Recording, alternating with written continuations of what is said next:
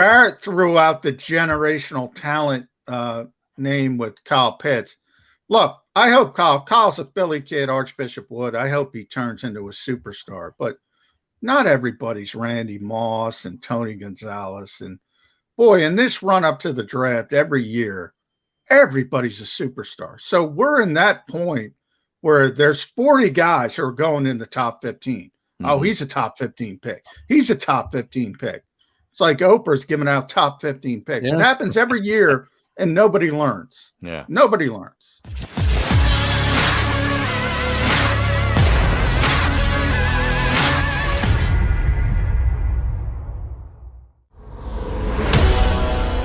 Four under par through 14 holes, tied for second. Yeah, my guy's 2 over. Last I checked. Bryce Garnett. Yeah. J-Mac, what's up? Oh, here we go. What's up, boys? How are you? There he is.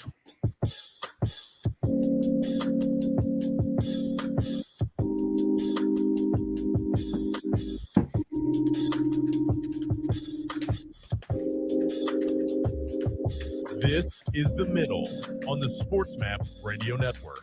Presented by Rocket Mortgage. Live from the O'Reilly Auto Parts Studios. Here's Eitan Shander, Barrett Brooks, and Harry Mays. Well, as you know, we've been telling you now for weeks about the new program here on the JAKIB Media Network. John McMullen, Jody McDonald. This Monday, you ready to go, John? I'm ready to go. I've heard rumors of you saying I bailed on you. That's not true. Come on. No, that's not a rumor. That's a fact. That was a fact. He did say that.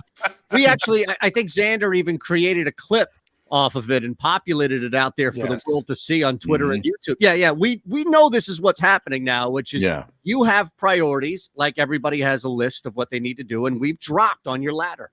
No, you would never drop on my ladder. Had to get vaccinated on Monday. Had to get stuff installed on Tuesday. Things happen. They happen. Life, man. Life. Well, well, go ahead, Barrett. Oh no, mine wasn't gonna be any. I mean, it wasn't gonna be any important. I wanted to talk about his new show. Like, tell us a little bit about what we can expect on Monday morning. Same thing.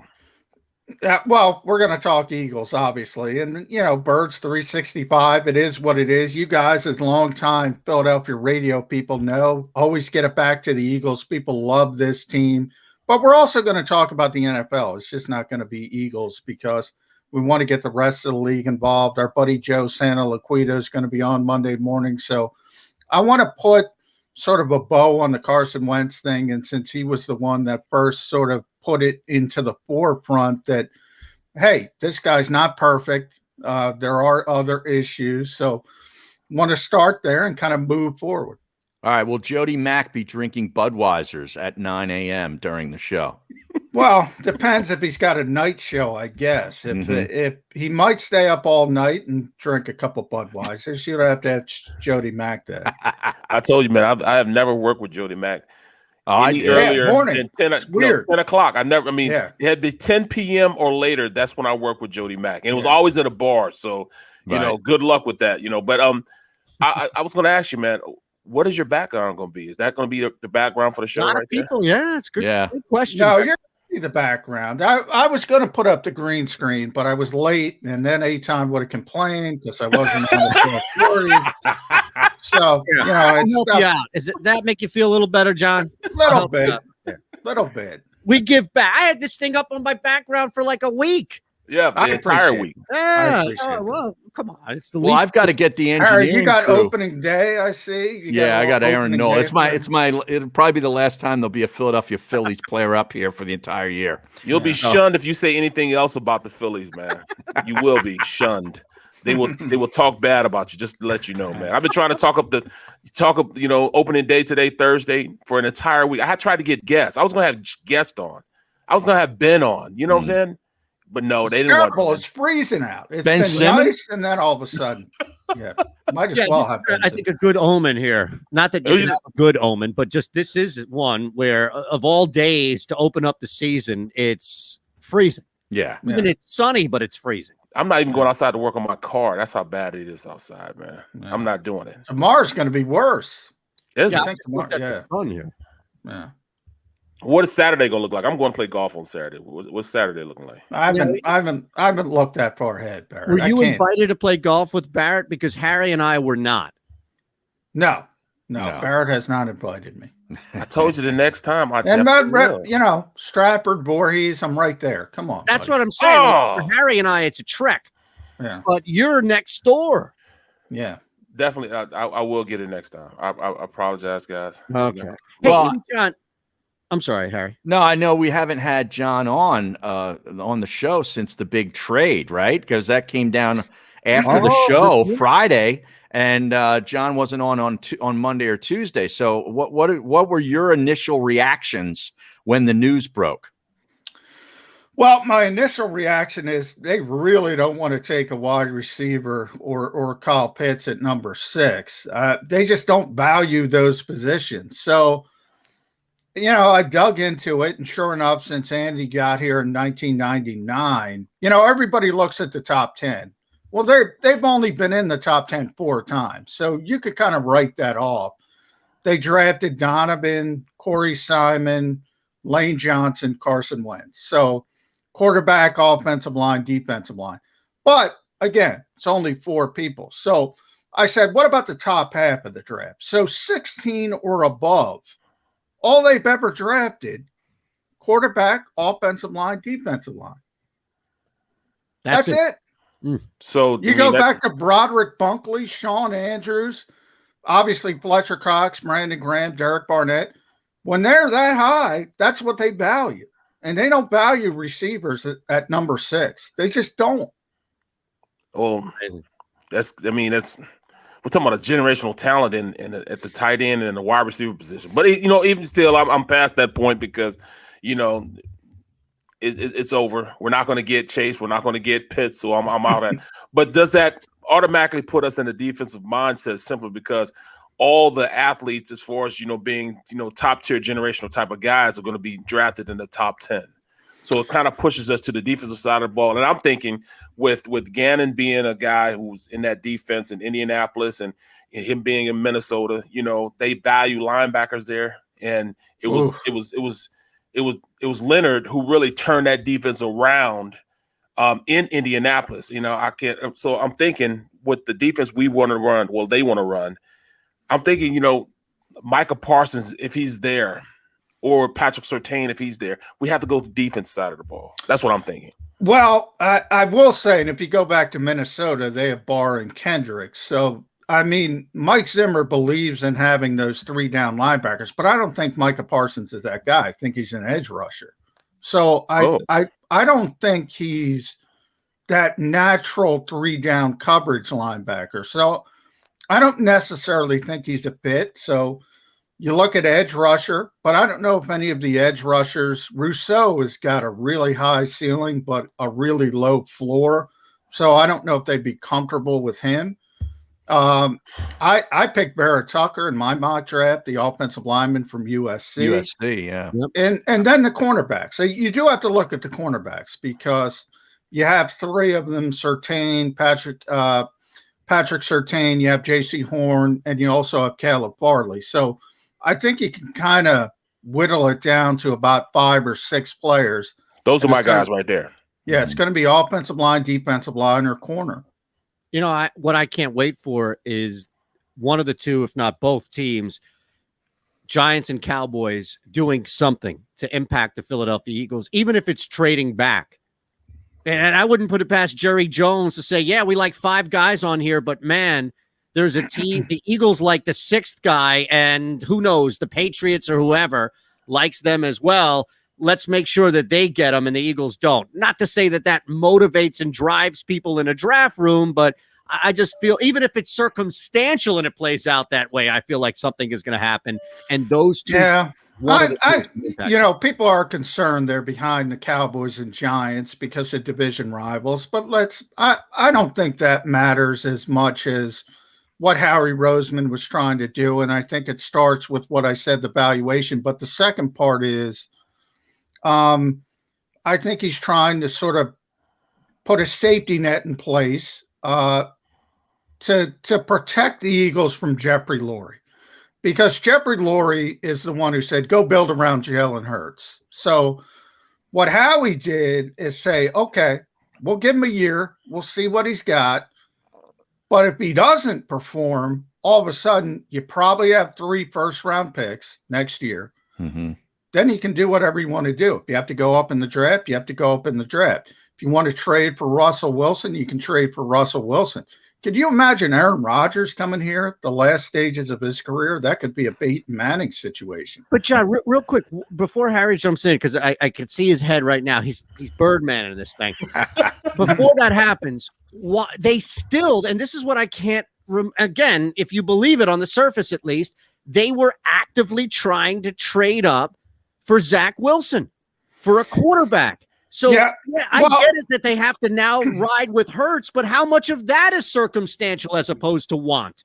Well, I think Zach Wilson is the one guy that they would have liked. And they knew they weren't going to get him at 6. Mm-hmm. They probably knew they couldn't even get him at 3 because the Jets are going to take him. But once San Francisco trades up to number 3, the firewall's there. I mean, you literally have no chance at that point, because if the Jets pass on him for some reason, the 49ers are taking him. So at that point, because I did think the timing was a little bit weird, why not wait? Why not see what happens if you want to move back closer to the draft? But once that firewall was put up on Zach Wilson, they said, okay, let's just get the heck out of here. And well, in that vein, go ahead, Harry. Now, how many quarterbacks do you think will be taken before the Eagles select at 12? 4? 5? 4 most likely, 3 definitely. Okay. 1, 2, 3 it's going to be. Quarterbacks have never gone 1, 2, 3, 4. I think the Falcons are going to do something different. They might take Pitts. I think they'll throw a curveball into it. But I do think it's going to be Lawrence, Wilson, and then what San Francisco does. I got to be honest, guys. I think they're going to take Fields. I think they're going to take Fields, but it wouldn't surprise me if they took Mac Jones, and people are going to lose their minds if they do that. Even after Belichick shook his head in disgust following that overthrow? I thought that was gamesmanship right there. That's what I thought, The overthrow at the pro day. Yeah, that's really important. I'm just talking about Belichick's reaction. Yeah, no, I hear you. But in the same day, Justin Fields had that pro day throw where everybody was losing their minds. If you guys saw him roll out, it's like, okay, we knew he was fast. We knew he could throw the football far. I don't know how much was proven by a pro day throw, but people love it. I don't think he's necessarily a guy that's going to be, they're going to make him that type of player, but I think he's more comfortable being a drop back quarterback, just from watching the film I've seen on him.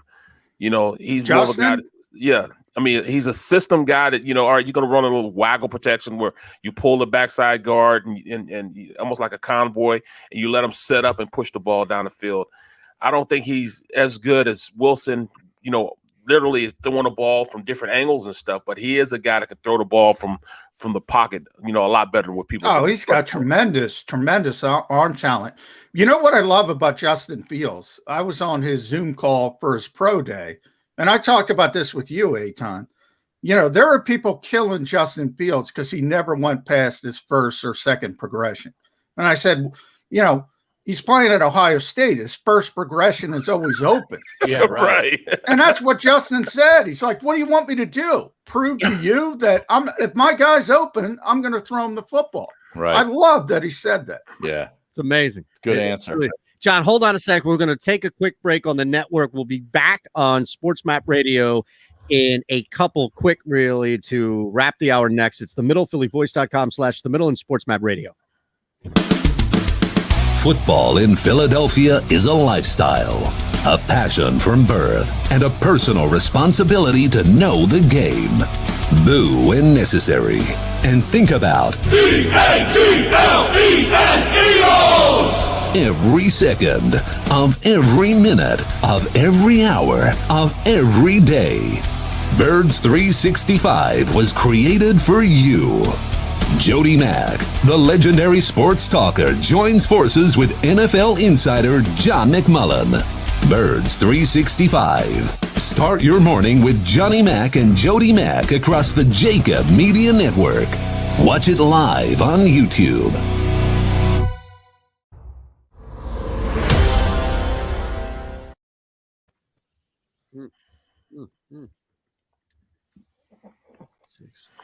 Out of the three corners, who do you like out of the three corners, man? I like Horn. Yeah. I like JC Horn. He's probably the best athlete out of all of them. Farley had back surgery, so that concerns me a little bit. I like Surtain, but I think Horn's got a bigger upside. I think Surtain's going to be better early, and I think Horn's going to be a better player long term. I equate him to a guy like Jalen Ramsey, who he came in the league, was okay, but then after the second or third year, he just turned into the best corner in the league. I see Horn being that type of guy, but if we want a guy that's going to be consistently good for a long, long time, almost like an Eric Allen type of player, I think Patrick Surtain's that type of guy. Well, I don't think they can miss because they're so bad at corner. You know, any of the three is going to help them a lot. But it's almost a necessity to get a corner. Yeah. Well, I think they're still going to sign a corner. Not that it's going to matter. It's going to be like TJ Carey or Steven Nelson or somebody like that. So they'll have something where it's not so desperate that, you know, like you look at the depth chart now, they have to have a corner. But Horn plays with a lot of swagger, man. Yeah. He's got a lot of confidence. Plus, I like the bloodline. I like, hey, and Surtain's got it as well. He's got it too. Asante Samuel Jr., all of them, JC. So, you know, Joe Horn was a heck of a player. Yeah, he was with the Kansas City and when he was with New Orleans. He went to some like junior college or something like Itawamba State or something in like Mississippi or something, man. Yeah. And he made like 4 or 5 Pro Bowls. Yeah. He was a good player. Some people just can't go to, you know, and I think they need to do that with a little bit with basketball. It'd make the game better if they do it with basketball. Give more games. I mean, more years you have to play instead of just one and done. Give them 2 and done or something like that. You know, I think it'll raise the competitive nature and what you see as far as college basketball. Oh, college basketball was awesome when guys would play. When Ewing, that old Big East with Chris Mullen, they'd be there for 4 years. Yeah. They would just have, Well, now you have 4-year guys struggling for 50 points. So. Yeah. Presented by Rocket Mortgage. Live from the O'Reilly Auto Parts Studios, here's Eitan Shander, Barrett Brooks, and Harry Mays. So I guess I need to know ahead of time, and this is technically me putting you on the spot, but it's more so John's just trying to figure out where to go in the final 2 minutes here. Can you stick for a couple for OT? Sure. For you, anything. When you say you, are you talking to Barrett or Harry?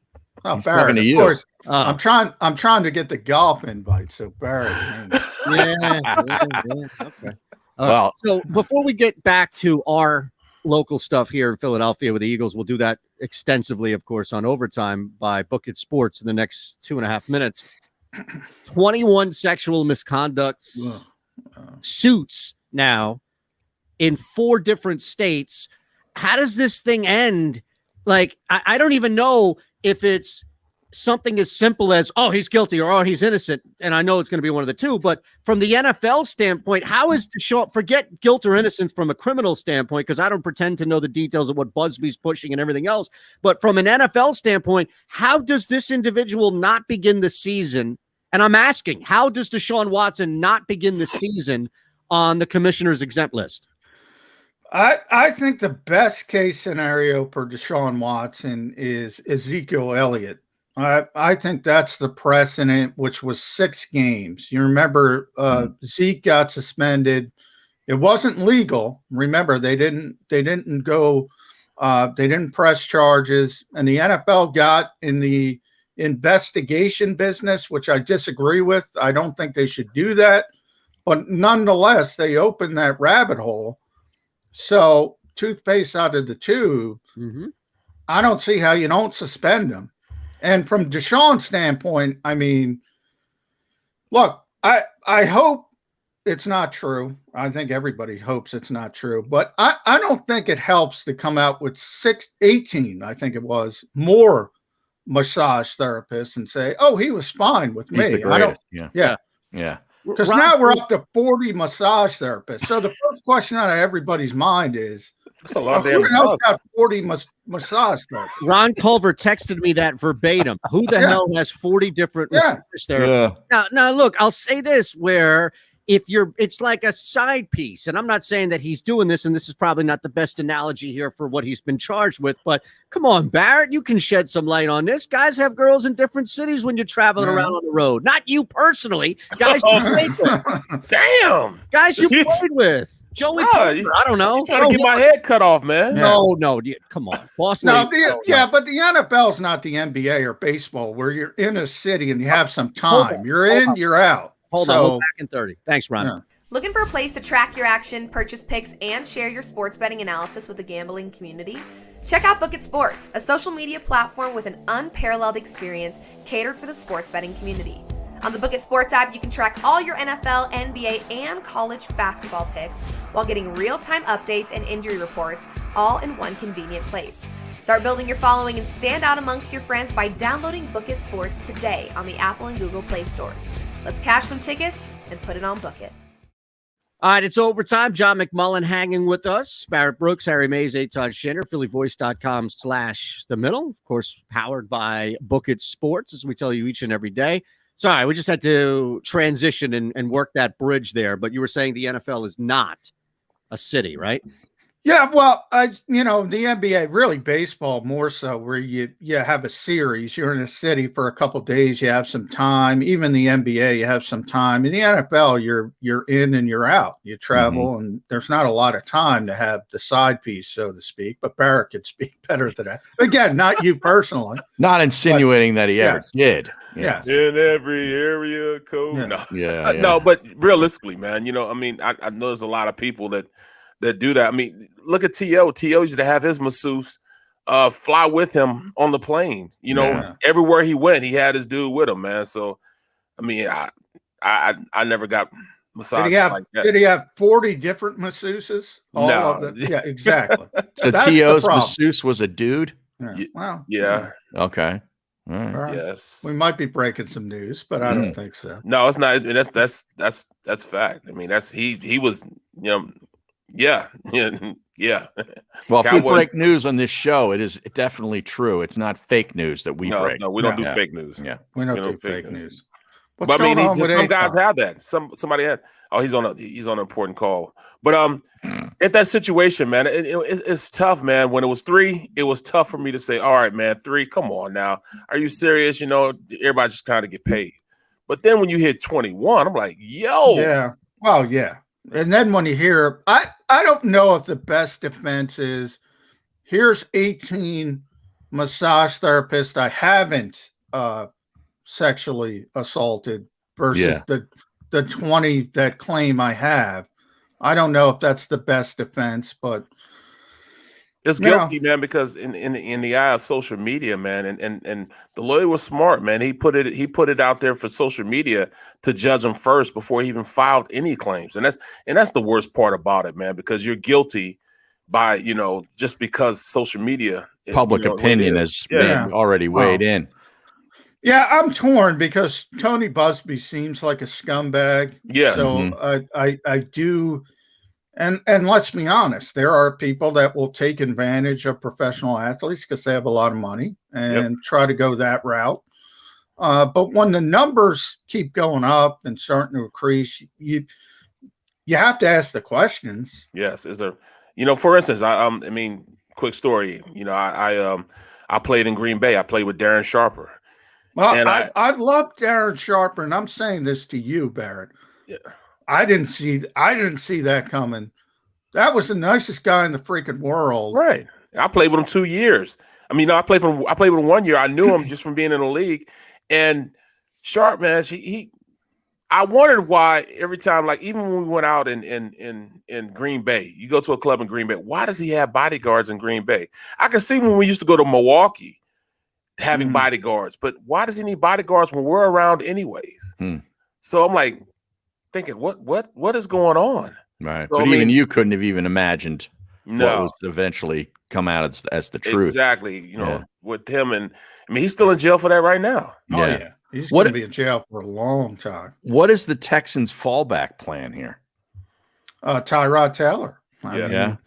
he's got starting experience, and obviously, I mean, before this happened, the Texans knew they were going to have to trade him. He just wasn't going to play there. Mm.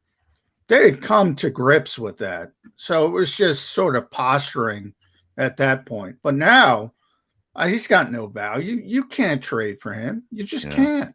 Jeez. There's no way. Oh, hey, the stream wants me to finish my story. Can I finish my story, guys? Sure.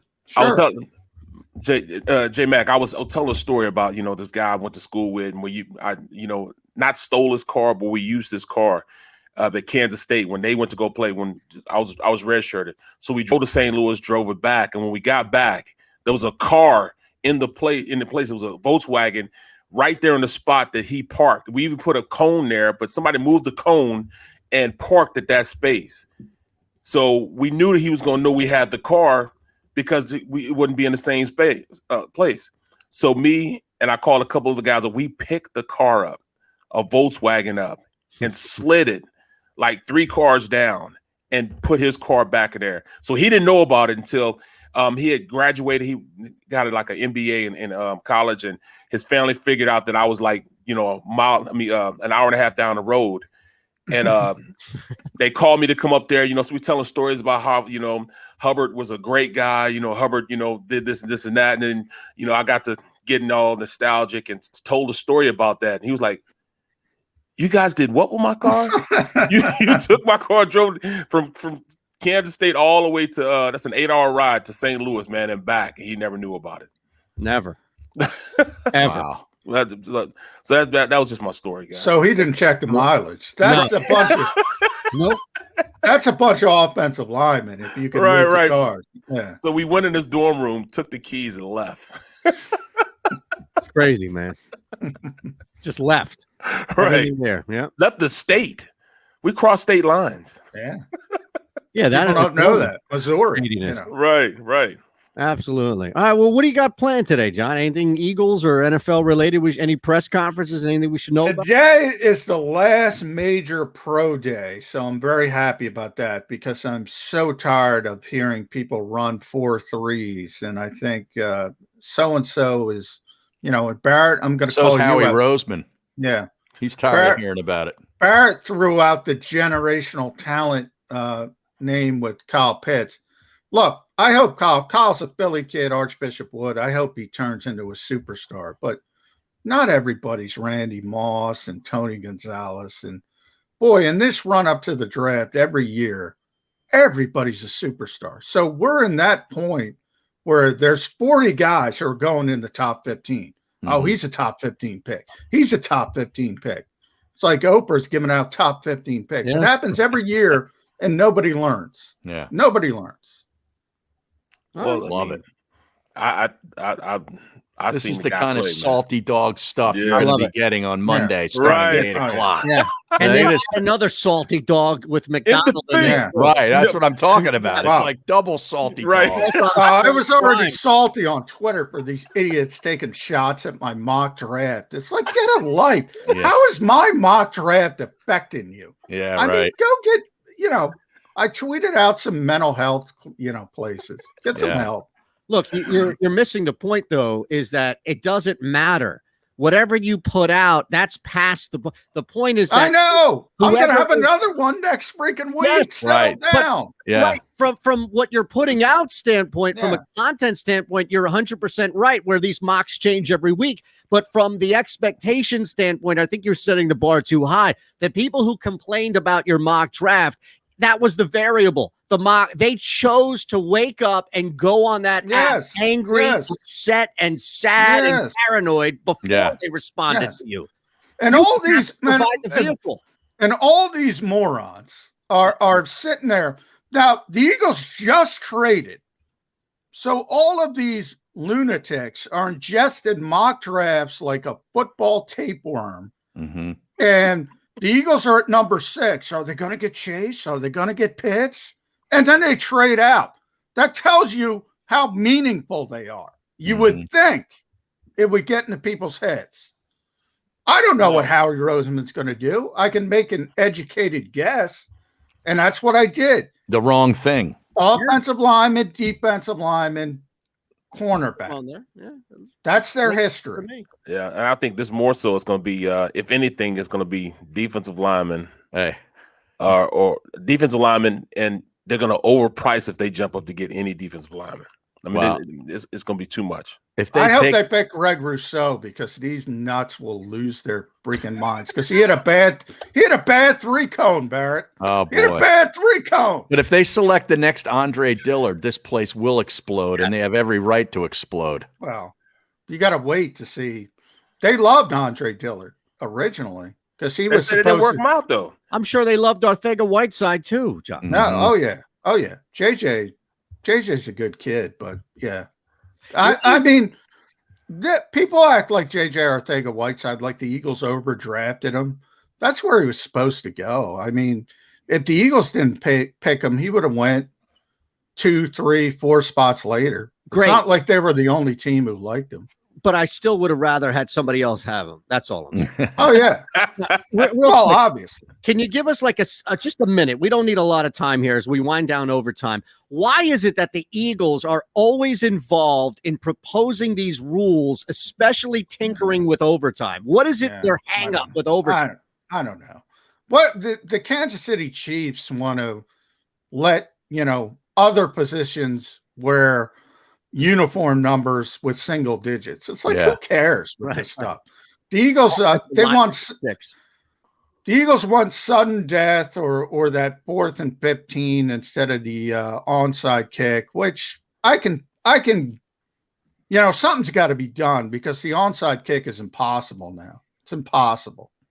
Yeah, but can't you see people in the room being like, shut up and just win more than 4 games this year. Right. Oh, yeah. That's all. The Eagles, they got to be the smartest people in the room. So that's the answer I was looking for. That's it. Thank you. All right. We appreciate John McMullen. Great stuff, John. Thank you, sir. We're back. Thanks, guys. Best of luck on Monday. Yeah. We'll be talking about it tomorrow, too, and promoting it. Monday is the day, 8 a.m., right here on JAKIB Media, on the YouTube page and Beyond Philly Voice as well. So we appreciate everybody for hanging. We're back on Friday. Looking for a place to track your action, purchase picks, and share your sports betting analysis with the gambling community? Check out JAKIB Sports, a social media platform with an unparalleled experience catered for the sports betting community. On the JAKIB Sports app, you can track all your NFL, NBA, and college basketball picks while getting real-time updates and injury reports all in one convenient place. Start building your following and stand out amongst your friends by downloading JAKIB Sports today on the Apple and Google Play stores. Let's cash some tickets and put it on Book It. Football in Philadelphia is a lifestyle, a passion from birth, and a personal responsibility to know the game. Boo when necessary, and think about EATLES, Eagles! Every second of every minute of every hour of every day. Birds 365 was created for you. Jody Mack, the legendary sports talker, joins forces with NFL insider John McMullen. Birds 365. Start your morning with Johnny Mack and Jody Mack across the JAKIB Media Network. Watch it live on YouTube.